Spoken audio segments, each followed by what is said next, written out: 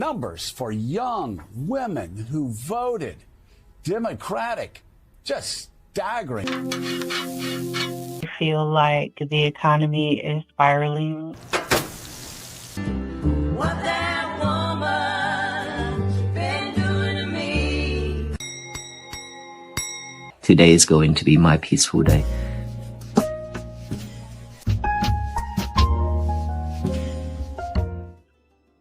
It's the Digital Diner on International Women's Day, and we got a house full of women. Mm-hmm. Jamie and Blue and Katie's here. Katie, it was your idea to focus on International Women's Day, so I'm glad you got here. Yeah, I'm having. If any of you have had contacts before, I'm on a trial of bifocal contacts. Uh-huh. And one of them is stuck in my eyelid, and I'm trying to fix it. Oh yeah. I gave up on contacts. I had. They used to be hard, and they used to be like little pieces of glass in your eye, Yeah. and it got stuck down underneath the tear duct. Yeah. And I thought I was gonna die. Oh, I know, right? Yeah, they're terrible. Yeah, but I can- I had to give up on contacts because I think it's because I was not doing a good job of keeping them clean. But they kept getting my eyelids kept exploding. You know, where they would get infected. And blasphemia. There's some word that starts with BL something anyway that they call it. And my eyelid was just it would just look like a cyclops, you know. And I finally gave up on contacts. I decided this isn't. Yeah. Well, Well, normally, I was going to say bifocal ones are. I was afraid to try the bifocal ones, and so my doctor said, well, here's what we're going to do. We're going to give you long distance for one eye and a short regular distance for the other eye. I mean, I was like, no, give me progressive glasses. No, Yeah. It was crazy. How are you doing with those? I really like them, but I'm normally a glasses person, so I just haven't ordered my glasses yet.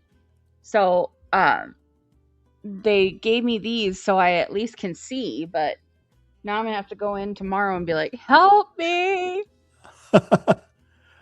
Yeah, we went to the mall yesterday to get David's new glasses, and I didn't realize he had gotten transitional, you know. And I went over to Cinnabon to get Cinnabons for this morning, and I came back and he had the new glasses on, and they were dark sunglasses, you know. And I said, Oh yeah, you got sunglasses? I didn't know you got sunglasses, but they were transitional lenses, which I didn't know.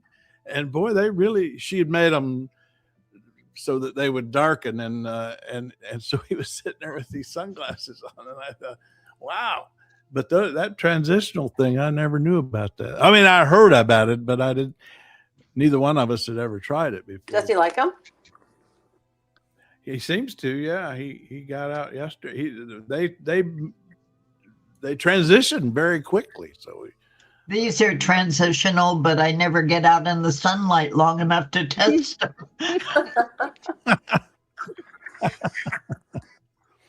Here's the women, and I got the women in history here. I was curious to see what y'all would think about their choices. I don't know if they made some interesting choices. I don't know what this site is, just something I came across. Let's take a look. Like I said, the one I'm looking for on your list is Hypatia, Hypatia. Yeah, this first one they do is Cleopatra. Political savvy. She spoke multiple languages and was a skilled military strategist, able to gain and maintain power for several years. 2. Harriet Tubman, the American abolitionist and political. And then they go straight to Harriet Tubman from Cleopatra and leadership in helping rescue enslaved people through the Underground Railroad. She also served as a Union spy during the Civil War and even led troops into battle. She later became an advocate for women's suffrage. 3. Theodora, the wife of Byzantine Emperor Justinian, Theodora was a powerful and influential figure in her own right. She's known for her role in influencing Justinian's policies and her efforts to try and protect the rights of women and other marginalized groups during her reign. bore Empress Wu Zetian, the only woman in Chinese history to hold the title of emperor. She was a powerful and effective ruler who was able to improve the quality of life for people through various reforms during her rule. She's known for her intelligence, political astuteness, and contributions to Chinese culture. And lastly, 5, Queen Elizabeth I. Recognized for her strong leadership skills and diplomatic abilities, she successfully led England during a time of conflict in Europe. She presided over a period of great cultural and economic growth in England, with her reign being called the Elizabethan Age, a time when art and literature flourished. They had Harriet Tubman in there with Cleopatra and Queen Elizabeth I. But that mathematician that you were talking about, Jamie, wasn't in there, I don't believe. No, 1 second. I will get her for you. She invented astrolabes and hydrometers, and she was rather amazing. And she was a Greek in the Greek times. Yeah, 350 to 370. 350 to 415 AD. Wow. See if I can get her to. Any other favorite? Who? Anybody else got favorites? Well, I would have put like Marie Curie on there. Yeah, definitely. Eleanor Roosevelt. Eleanor Roosevelt. Yep. Amelia Earhart. I'd go for Pancho Barnes over Amelia Earhart. Earhart got the publicity, but Barnes was the real pilot. True. Well, I believe we got Anon in the house. Are Hello. you speaking? Hi there. Anon, are you speaking? He's done this before. He'll pop in, but then he won't talk. Or maybe he's just muted. I don't. He said no, sorry. Huh? He said no, sorry in the private chat. Oh, he did? Yeah. Oh, whoa. No, sorry. He says, whoa, and no, sorry. Are you over in the other chat room? I didn't have it open because I didn't know if anybody was using it. Anyway, all right. I was gonna say, but the thing I got interested in focusing on was some of these numbers on women in politics going ahead in women voters going forward to the election in November. This I came across. Are driving the Democratic advantage. The numbers for young women who voted Democratic, just staggering. He's talking here about last November in Virginia. I mean, it is phenomenal. I mean, it's like 70% young women voted 70% Democratic. In the mid to high 70s. Joe, I've never seen anything like it. 4 out of 5 women, essentially in New York City and in Virginia and in New Jersey, voted Democrat. I mean, it's been true for a long time that, women are a decisive vote, but I think they're even more so going forward in the midterms. Women are going to pick Congress. Yeah. If we're allowed. True. That may change. Will be the Handmaid's Tale all over again. I mean, the SAVE Act keeps popping back up. They've killed it so many times, and then it pops back up, but it's got a new flavor to it. It's got a new little something with it, and that's crazy. Yeah. What do we got? Steph. Please shout out to our friend Barry Tone Stephelson. Who's that? Barry Tone. Barry, please shout out to our friend Barry Tone. Anybody know who Barry Tone is? Well, hi Barry Tone. Hi, Barry Tone. Hi, sure. And a male singing voice. I was gonna say. Stephelson. Where are you, Stephelson? Yeah. I was curious also for your thoughts on this point here. This woman, Max, she is a singer. Baritone, B-A-R-R-Y is a baritone. Yeah, it says it primarily refers to a singer with a 2025 album called "Battered, Bruised, and Torn Apart." on Apple Music. It says he's also a character on the Against All Gods podcast, a figure in Robo Gobo, and an Elvis impersonator known as the Baritone Experience. So it's a man or a woman? I don't It understand. looks like it's a guy. Well, I looked up baritone and I got a lot of Barry White. Yeah. Oh, here's baritone live. Here's baritone live. The ultimate rock and roll Elvis impersonator. Did anybody go to the Elvis movie Epic? No. No? The new Buzz Lerman, not yet. Not It's yet? in IMAX, and that's way across town for me. Okay. We're going to Hoppers today. Are you? That sounds fun. That's Yeah. supposed to be a good movie. I don't know. It's a Disney movie, so Yeah. It's supposed to be the best that they've done in a long while for Pixar. Really? Yeah. Well, my son is super excited for it. So Oh. I tried to see if he would go on Friday with me, but he didn't want to. So What are you putting up there, Craig? where's my boy? Barry Tone. I don't know. I'm not sure I'm connected to Barry Tone. I don't know, Stephelson. We tried. We tried. Maybe they have a link or something, but anywho. Yeah. So, did you see the little Tucker Carlson clip yesterday that I put up? Oh no. Oh. So Tucker has been summarily kicked out of MAGA by Trump.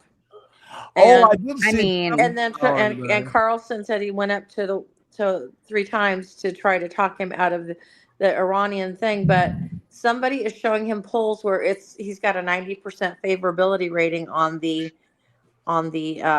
war, and I'm like, well, who is giving him these fake polls? Is it Stephen Miller? But then Lindsey Graham said that he was the one that told Netanyahu or Israel how to manipulate Trump into attacking Iran. And he's like taken all the credit for it and said he met with the Israeli spy agency. And I'm like, why is a sitting senator doing that? That just, like, the whole thing seems treasonous. Anyway, I'm like, well, okay, so my thing is like, so is Putin telling Lindsey Graham to do stuff, who then tells Netanyahu, who then tells Trump? Well, we know he doesn't read, so he's pretty much prey to anything somebody wants to whisper in his ear. So, but Tucker Carlson said, yeah, that somebody said don't bother even coming anymore because talking to him anymore because he's being shown polls that are where he's got a 90% favorability rating on this war, and Tucker's like, where are those coming from? So I'm on the side of Marjorie Taylor Greene and Tucker Carlson, and my world is upside down. Well, the way that crowd's worked all the way back to the first term is he has 2 pollsters. He has Zogby, who does the real polls for the staff, so they get the facts. And then he has another pollster, McMurray, I can't think of his name right now, but anyway, and he does the fake polls for Trump. And that's I mean, Tucker knows that. He can't be surprised. I mean, that's how they've operated for a long time, is they have a separate pollster who gives him the fake stuff he wants to hear, and then the staff uses another pollster to get the facts. And they I just wish my far right and MAGA people that I know could separate the deeds from the man. You know, you can approve of some of the actions, but not approve of the man. It's like Mussolini made the trains run on time. Well, I'm in favor of on-time trains, but that doesn't mean I have to love Mussolini. You know? Yeah. But what good thing has Trump done though? Well, done there's nothing. that they do approve of actions that he's taken, whether you like them they or not. approve. Okay, they approve. Yeah. Gotcha. I was gonna Not say, that I haven't found a thing he's done. Here's the Tucker thing. I think is this it? He's being shown polling that this war is like a 90-10 win for him. I flipped to DC 3 times in the last month to try to convince Trump not to. This didn't work. It happens. I'm looking at this and I'm thinking, boy, this is not going to get better. So then I think,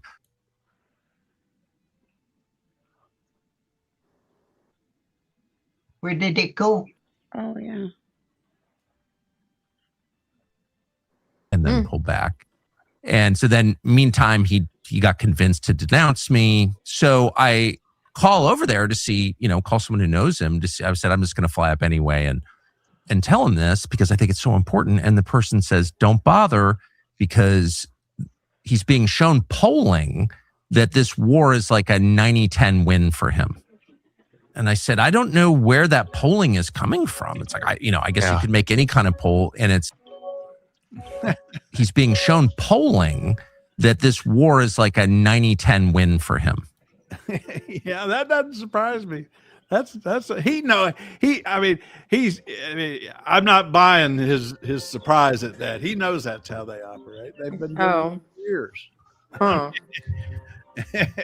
He knows that's exactly how they operate. But yeah, and then Condoleezza Rice has been there talking to. She's been at the White House. Oh, really? Yeah, she's saying like take it down to the ground, like basically, like tear it out at the root, and then she went up to. She said that on the air, and then she went up to the White House for some reason. So I was like, okay, this is getting weird. Somebody's got their TV on in the background, I think. Not me. Not me. Okay. Not me. Really? Anon, you got your TV on? Oh, damn, you could hear me? Sorry. Yeah. Well, there you are. Now talk to us. I like hearing your voice. Now AI's got my voice print. Oh, AI's got it. AI's got his voice print. I'm sorry, I was listening to Beethoven's 6. Pardon me. Goodness, we got Stravinsky and now Beethoven. Mm-hmm. God, I mean, Jack did a nice job on Sunday Serendipity today. I thought that getting that ballet in there, I just felt all cultured. Yeah, always does. He always delivers. Both Nijinsky and Baryshnikov did beautiful versions of Rite of Spring. Go over here and see if I can get. Did you ever see the movie Nijinsky, Jamie? Yes, quite a while ago. Yeah, I saw that like many times when I was in college, and I just watched it over and over and over again. That was magnificent. So I watch a whole lot of Don Quixote, the film of that from Baryshnikov. Yeah, with those incredible leaps of his. You swear the man's going to take up flying. It's like, yeah, he seems to hang in the air, doesn't he? Yeah, it's like, okay, this time gravity loses. Here you had a little Stravinsky, a little bit of Stravinsky. Those flutes. Love those flutes. Oboe. Is that an oboe or a flute? Oboe. And then he had the ballet here. Is this the ballet here? Yes, that's the ballet. And then down below, I've got Disney's Fantasia. Same thing. Oh, I can't go near that. Disney is brutal on copyright. Yeah, they are. They're terrible. Yeah, so over there on trailmix.cc, anybody wants to see that stuff, it's right there. I got to keep it under about 20 seconds to avoid copyright, but police. Yeah, we get all cultured on Sundays. Yeah. Jack leads the way. Now, I had something else I wanted to ask y'all about, because this is something I've heard before, and let me get this off and put this up. I wanted to see your reaction to women. See, is this it? Oh, God. Oh, right. Yeah, right here. I think while women are often some of the worst perpetrators in perpetuating sexism, I think part of why we're not focusing on her point. She's the staff director of the New York State Legislature. This woman, this was an interesting interview with her, but she made the point that I guess you heard it. I'll go back and play it one more time. I think while women are often some of the worst perpetrators in perpetuating sexism, I think. Now, I kind of agree with that. And why is that? Anybody have a theory? In what way? How do women perpetuate discrimination against women in a large scale? That's nonsense. They get to fighting amongst themselves to make their way in a world of men. So they it's the way the patriarchy has set up the system, and so the only way to survive in the system, if you're going to be part of the system, is to do that. No, she said the biggest perpetrators or something. She wasn't saying, a phenomenon. The biggest perpetrators. Spare me. Yeah. She's it's the biggest, right? Well, that's why I put Melissa at the beginning going, come on. I think while women are often some of the worst perpetrators in perpetuating sexism, I think she said women are often some of the worst perpetrators of sexism. I can't think of her now. The political woman in Hillary's campaign that got into so much trouble for talking about women supporting women. Yes. God, I can't remember. I can see her face.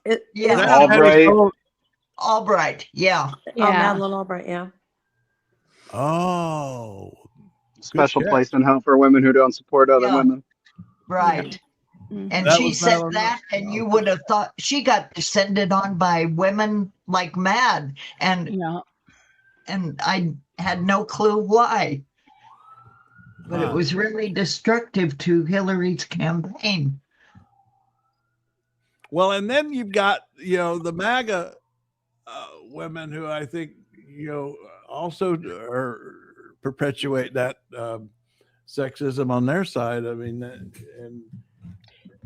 I can't. And the whole be submissive to your husband crowd. Mm-hmm. Yeah. Well, and the thing is, there's a difference between sexism and feminism, and some people confuse that. Tell me tell the difference. I think you're right. I don't really know what is the difference. Well, sexism and feminism. Well, it's basically sexism is talking about bowing down to the patriarchy, essentially. Yeah. If you really think about it. Those are the women that are going to say, oh, like we only need men presidents, or, things like that. Because they go along with the narrative where men are saying, well, we can't have a woman president because she may have too many emotional issues. Which stab you in the eye if you believe that. Have you met Tara? Women have been in positions of power all over the world, but not here. And that has always confused me. Well, that's because Christianity is based in patriarchy. Right. Exactly. Well, Christianity of the church. I mean, not Jesus, because he included women, but once Paul got a hold of it, it turned into a boys' club. Oh, you blame Paul Right. for that? Yeah. Oh yeah, for sure. Basically, so sexism is the prejudice part of it and discrimination based on gender, which And- forces the traditional patriarchy gender roles essentially. Whereas feminism is the movement to advocate for social and political and basic equality between men and women. And if you go to the Old Testament, you have the pearl of great price, the woman in the marketplace, and all of the activities they did to support their families so that their men could gather by the gate and discuss philosophy. But women were in such positions of business that they became the financial backers for Jesus. And the other thing that the men seem to be offended by is they think, well, feminism is just hating men, and it's like it's not, and misandry is not pointing out your misogyny. I mean, they don't. It gets dicey there. And the matriarchy, that's the other thing. They think, well, that would just be a woman at the top, and it's like, no, matriarchy is completely different. That is community and children centered. It's not hierarchical. I can't even say that, like the patriarchy. And then, of course, in the Black community, the matriarchy is a very big thing because they could work when the men couldn't. And so they have all sorts of problems with feminism. I hope he's just having fun, but this is, depending on the motive, it's kind of funny which one of you ladies. Beer Lordian. Beer Lordian. No, I don't think you're going to get a sandwich from this crowd, Beer Lordian. Well, if I was making one for myself, I would make one for you. If I was making one for myself. That's the way that works. I don't cater. Yeah, and bring back a beer while you're at it. Where are you, Beer Lordian? I like that name. We got that. Right. Oh, good. I'm glad. I thought you were. I tell you what, Beer Lordian, some of the folks we get in here, you never know about. I mean, the misogyny and the racism and whatnot. You never know what. He's in Southern California, old stomping ground. Oh, that's great. We like Southern Californians. How much is the gas in Southern California today? You're over $5 according to gas, buddy. What are you paying for gas right now, Beer Lordian? I like saying that, Beer Lordian. Now he's got a keg and a straw next to his chair. Hey,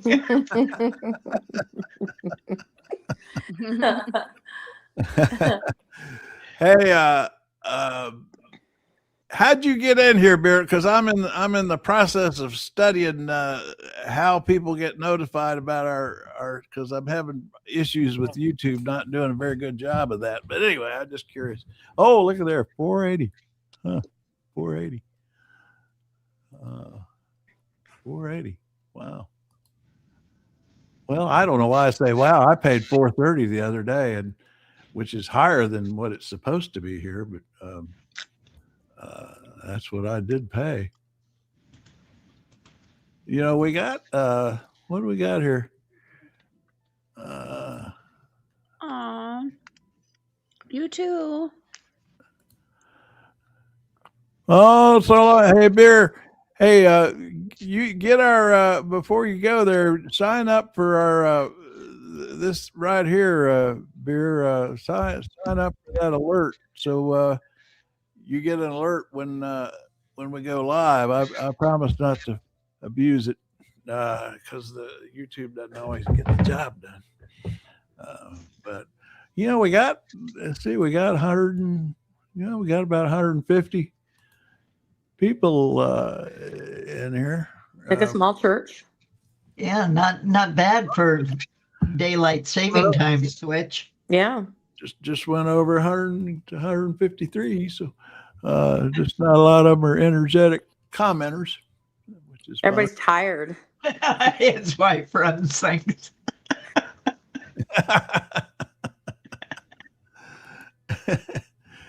And well, now, Jamie, we need to get back to our Middle East tutorial. I haven't done anything today. You know, no, but we didn't get part 2. We only did part 1 yesterday. Oh, yeah. It was just more the Arab counterparts for the 1921 Cairo conference. And it was the first time where the Balfour Declaration really became a big thing. And that, of course, led to the founding of the State of Israel and the wars, because up until that time, they had the Jews had already been part of the whole Palestinian society, but had not had a specific area that was theirs to control. And the Balfour Declaration gave them that. And that led to Israel and led to all of the conflicts up through the 1948 war, 6-day war. And it's been a mess ever since. Yeah. Who's this fella? Who's this guy? But the main thing that came out of that was funny that I hadn't heard about before was the legend of Allenby. If you go down the page a ways. Well, I want to know who this guy is right here. Oh, there he is. That tells you who he is. The Iraqi Minister of Defense at the time. I was, before I even scrolled down, he looked like Saddam Hussein. Yeah, no, he was part of the Ottoman Empire and was one of the ones that helped with the revolt and breaking up of the Ottoman Empire. But what was interesting about this legend of Allenby was when he went to go enter Jerusalem, he got off of his horse and went to walk into the city of Jerusalem because he felt that was the honorable thing to do. And it established this whole idea of a biblical rising and a end of times projection that is still going on to this day and is part of what our current military, Hegseth and all, is seeing this as a holy war. And as the Pope says, there's Allenby right here. Not holy. Yeah, that's Allenby. And if you throughout Jerusalem, you will see streets named after him, bridges named after him. He is extraordinarily famous and respected within Israel. And then what did you say about the way his name was pronounced? It was something, it sounded like something else in their language, in a different language. Down a bit, where, yeah. I forgot what it said. Hey, Jack. Hey. Oh, Jack. We're back in Middle East school. Yeah, well, you know, that's past history. That was a good post this morning, Jack. Thank you. You're yes, welcome. we loved it. I love a dance. We played some of it earlier. I played some of it. I didn't want to risk the copyright police. I'll play more at the end, so that way if they shut me down, I can just snip it out. But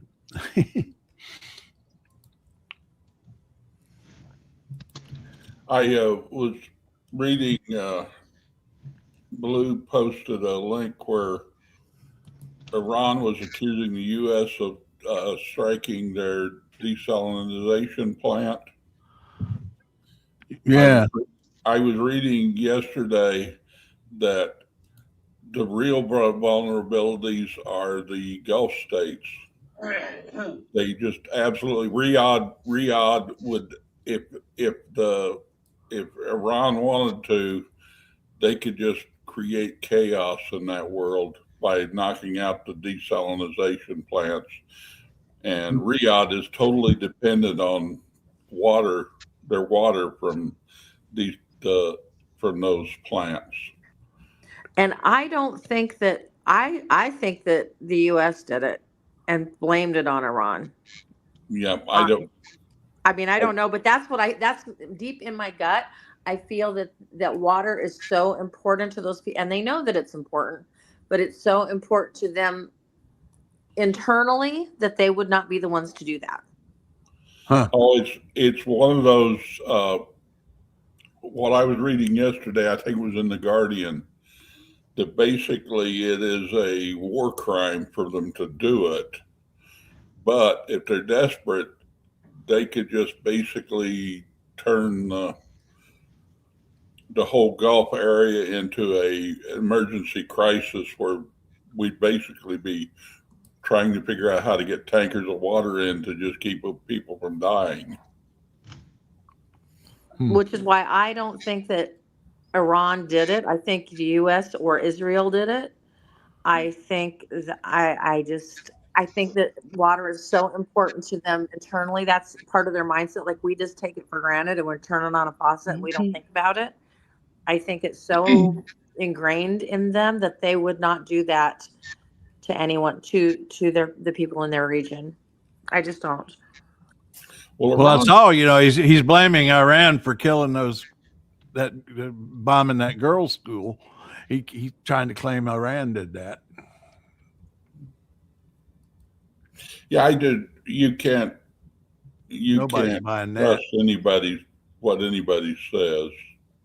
No, I know that I could be wrong. I'm going by how the mindset of people in that region and how dependent they are on that water, where we take stuff for granted all the time, that they would not hurt the people in the region that way. Okay, I've got a question, because I just skimmed over the article that you posted.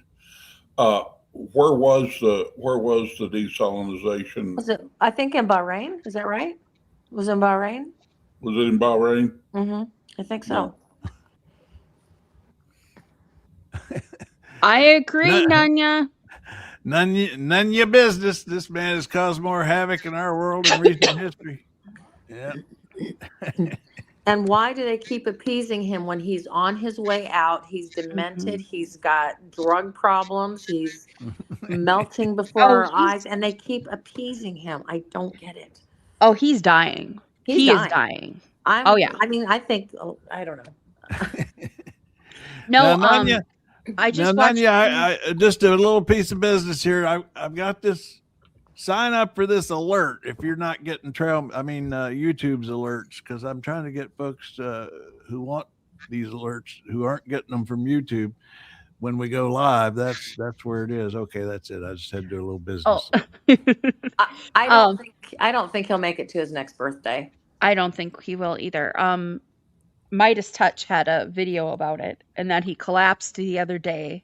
Oh. And then there's lots of pictures of him where he can barely stand up and people have to come and help him. So they're going to put him on a dolly, like his favorite friend Hannibal Lecter. We're going to have Weekend at Bernie's pretty soon. Now, remember how he likes Hannibal Lecter, and didn't they put Hannibal Lecter on a dolly? Yeah. Give him a straight jacket too and a muzzle. What was the Spanish dictator that died back in the 70s? Franco. Franco still. It was got to be a running joke that he wasn't dead yet. Well, that's that Chevy Chase did that. Did he make that one of his? Yeah, he said Generalissimo. Yeah, it was Saturday Night Live. Still dead. Still dead. Yeah, I've seen his grave actually. When I was in Spain, we went to the Valley of the Fallen, and that's where he's buried. He has a big mausoleum. Pat D put it on this morning, but I can't play it. NBC is brutal on copyrights. But they had the guy that did Hegseth last night for the cold open on Saturday. He's really perfected that. He's perfected. Oh, Colin Jost, yeah. Yeah. Yeah, he really has. He's got that down. That's become one of their hit impersonations. You know, he's up there in a league with like Tina Fey doing Sarah Palin and so on. I think it's taken off. It was great. Lou, the pronunciation on Allenby's name means prophet of God in Arabic. That's what it is. That's what it was. Yeah. I moved it from yesterday's trail mix to the bottom of today's for the whole legend about his entry into Jerusalem. And every time I look at it, when I look at his picture you put up here, he looks like Lord. At first I thought it was Lord Mountbatten. Yeah, he looks like Lord Mountbatten. Well, that's because they're all cousins. Yeah, that's it. They're all Germans. It's like the upper classes mingle. That's the whole British family is just German cousins. Yeah, the rich and powerful marry the rich and powerful. It keeps it in the family. What was that book about Queen Victoria marrying off all of her grandkids? What was that called? I forgot now. She married off all her grandkids so she could consolidate power. Yeah, and until blood diseases show up, it works really, really well.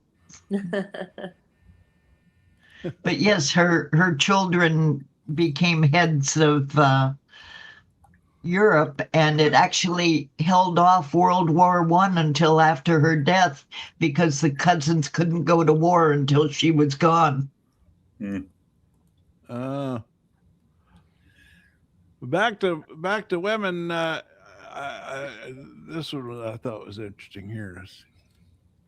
Because, of course, there's always been a pay gap. There still is a lot of, you're going to get married, you're going to have children, so you better pick a job where you can manage children. About 20% of kids in America live in a single-parent household headed by a woman.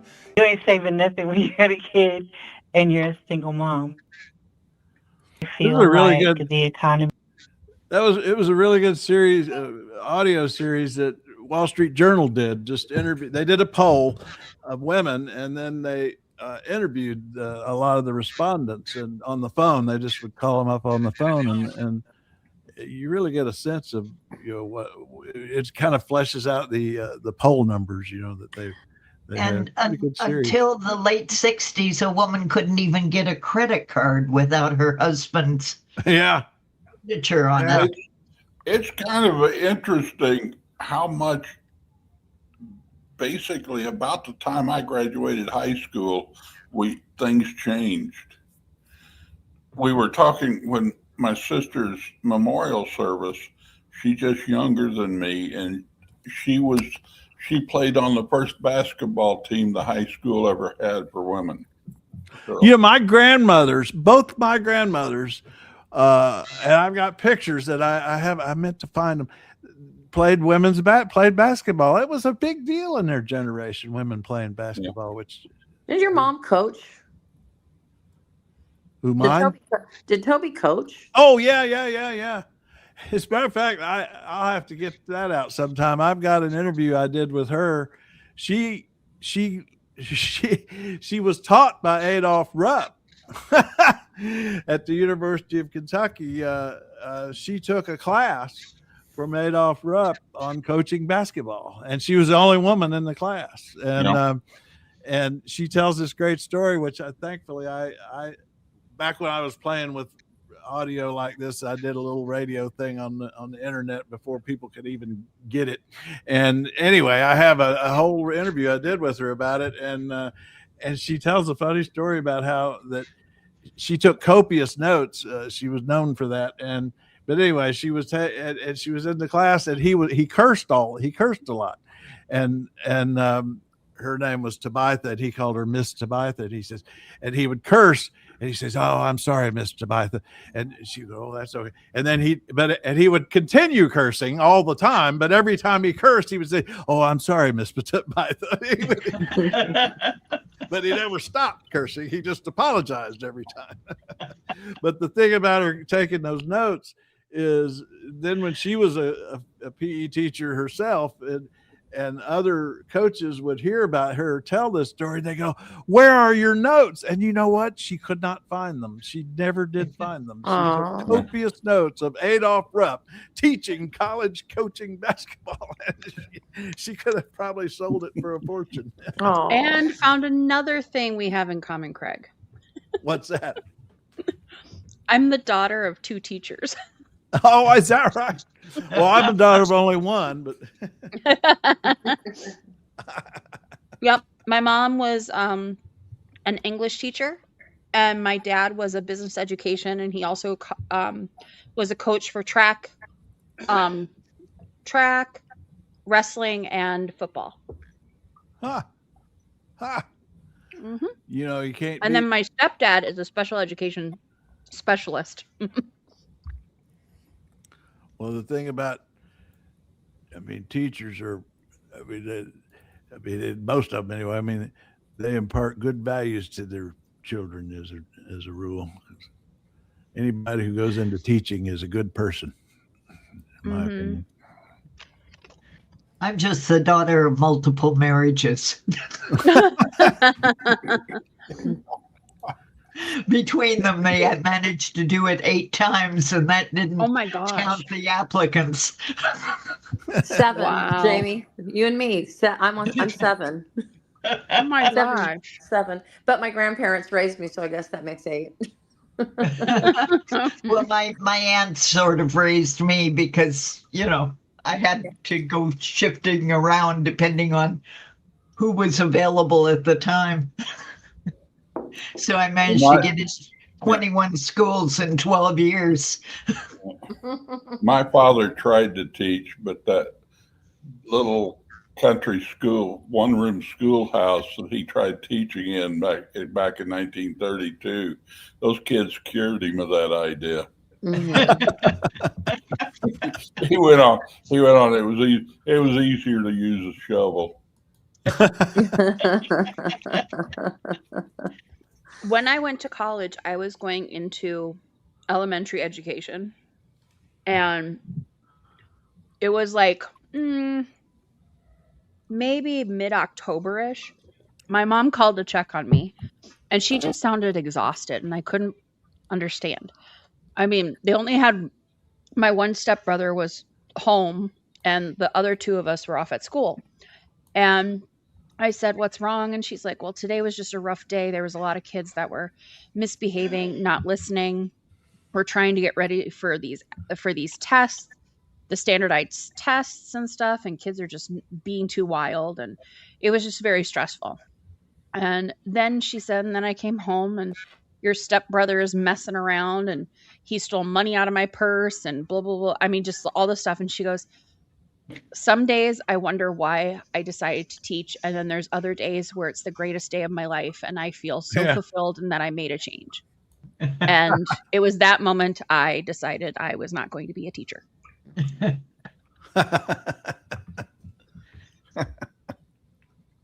Well, I gave it a try, but don't have the temperament. I enjoyed dealing with the kids and stuff. In fact, I enjoyed being a substitute teacher way better than I did being a regular teacher. Oh, but with my short attention span, that would suit me. I'd rather be a substitute teacher. That's kind of, I think, maybe it. Basically, the bookwork and all the different things you had to do besides interact with the kids. And now it's even more so.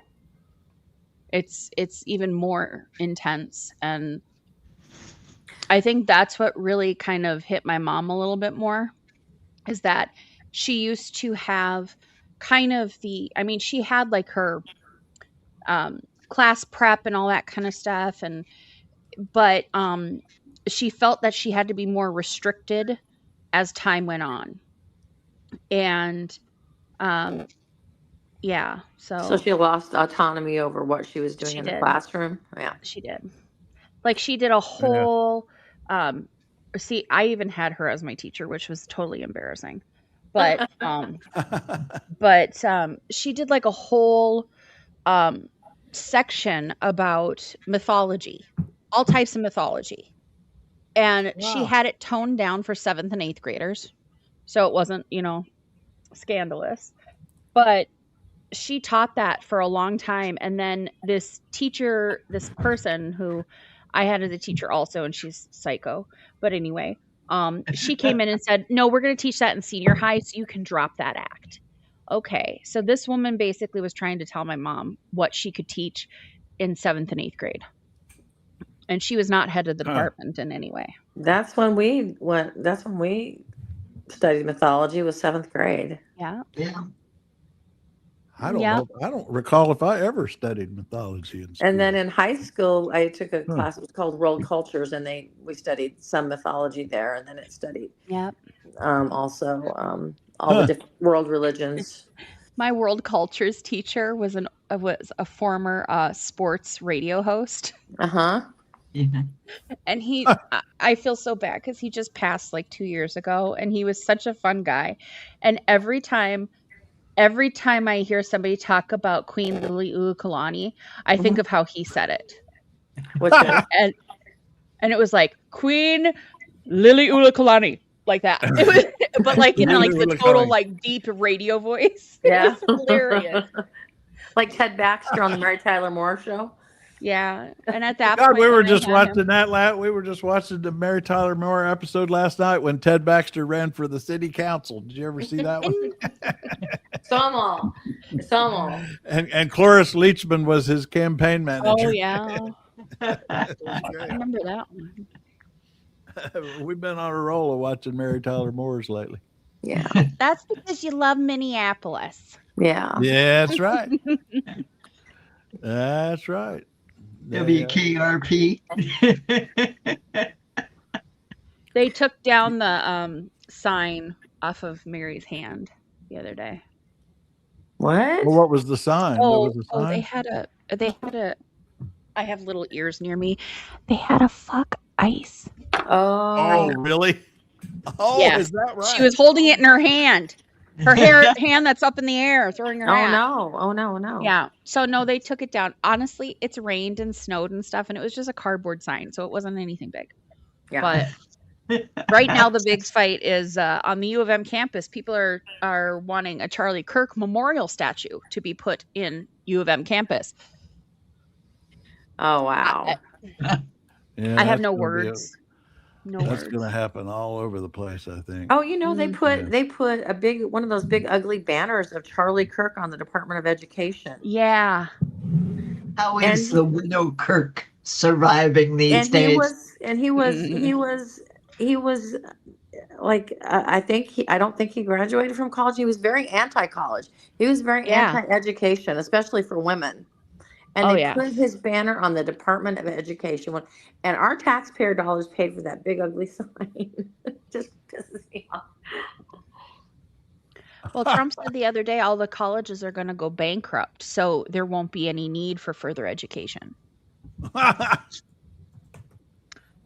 So, I don't understand why people don't just in the movie when everybody gets sick of the bully and then they gang up on the bully and they just ignore him. Why doesn't that happen? I mean, that is some things that I suggest to many of the senators, not just mine, that I call on a daily basis. Isn't it about time that you just lock arms with the people on the other side just to deal with this regime and get them out, because they are taking us down to the bottom of the barrel? I don't know how the U.S. ever recovers from this. It's the way we elect people. It's our primary system. Yeah. We should go to ranked vote. I wish we had ranked voting all the way through everything. That would just solve stuff. I'm a proponent of what California decided to do, and you combine it with ranked choice. And if you're going to do it, the state should not be in the business of running any party's election campaign. Right, I agree. The parties should get out there and pick who they want and run them in a ranked choice primary. And they can spend the money to promote them all they want. And the nice thing about the ranked choice primary, where you have a nonpartisan primary, is you basically don't get the nutcases. So much of the time, you know, if 5 people are running in a primary, the one nutcase that has a lot of loyal supporters wins. Yeah, that's worth a try. Gosh. There's David with Mary. Aww. That's actually she came here for a book signing. Oh, Jamie is back. I didn't know. Having trouble. I didn't know you were having trouble. Back in. Yeah. I was just showing them a picture of many years ago when Mary Tyler Moore came to town for a book signing. That's David, and I gave David the hat, and I said, let's see if I gave him 2 hats. I said, give her the hat, and you have it, and let's see if we can get her. And you know what? When I asked her to do it, she just totally, I mean, I'm sure she must have been sick of that. Can you imagine how many hundreds of thousands of times somebody's asked her to toss her hat in the air, you know? But she was, look at her face. I mean, she was so sweet about it and just pitched right in. It was without any hesitation. It was a great time. Well, it's kind of her job. Yeah. It's a little bit like the popular sports figures. Part of their job is dealing with the public. Yeah, I don't get celebrities who you know just don't or so. The TikTok in the new TikTok day, these people will go and they'll watch celebrities go in and out of buildings and stuff, and it's become a thing, and I'm sure it's a pain, but you know they have to go over and sign their names, you know, and stuff, and some of them, like Lady Gaga, just blow right past them, you know, don't do anything, and others do, and it looks like it'd be totally annoying, but as you say, that's their job. That's their job. I will say this: sometimes they're trying to have a private moment and be away from that, and you have to respect that. I mean, like, I don't know. I mean, it's the same thing when we used to go to Target and Prince was there. Yeah. Everybody just left him alone. And if somebody did come up to him and talk to him, it was for a few seconds, but he always gave everyone a hug and was kind about it. But at the same time, people left him alone to do what he was doing.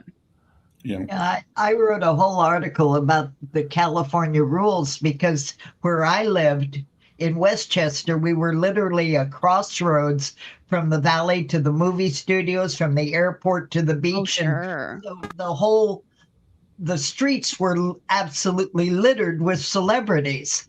So there were definite rules. If they were on public time, like a premiere or whatever, fair game. If they were on private time, like for a meal, you left them alone. Exactly.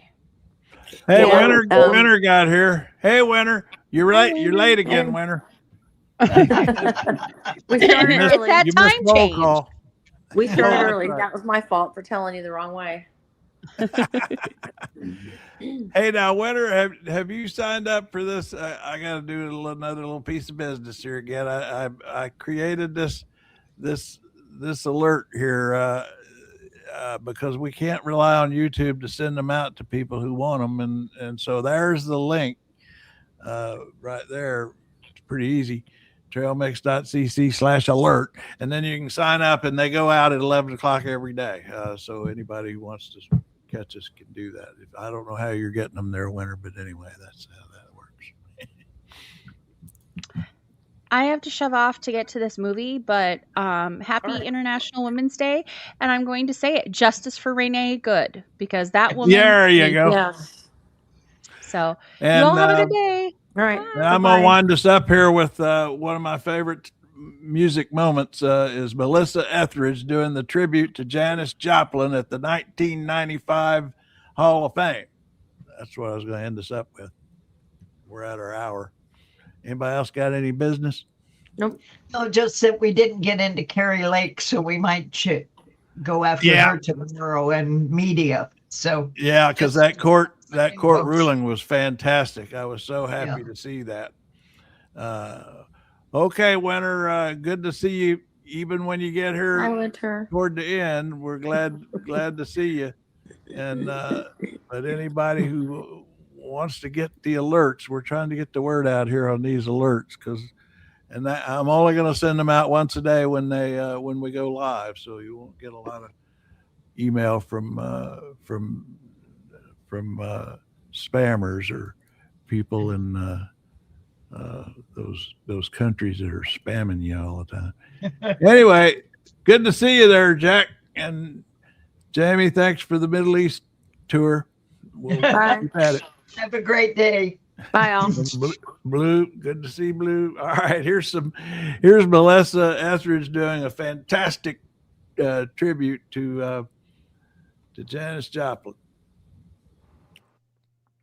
Each time I tell myself that I think I've had enough. Oh, I wanna show you, baby, a woman can be tough.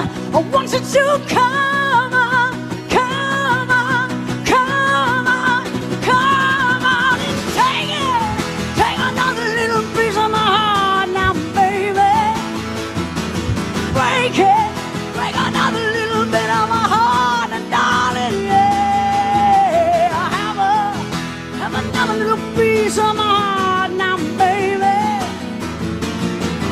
You know you got it. If it makes you feel good, yes it does.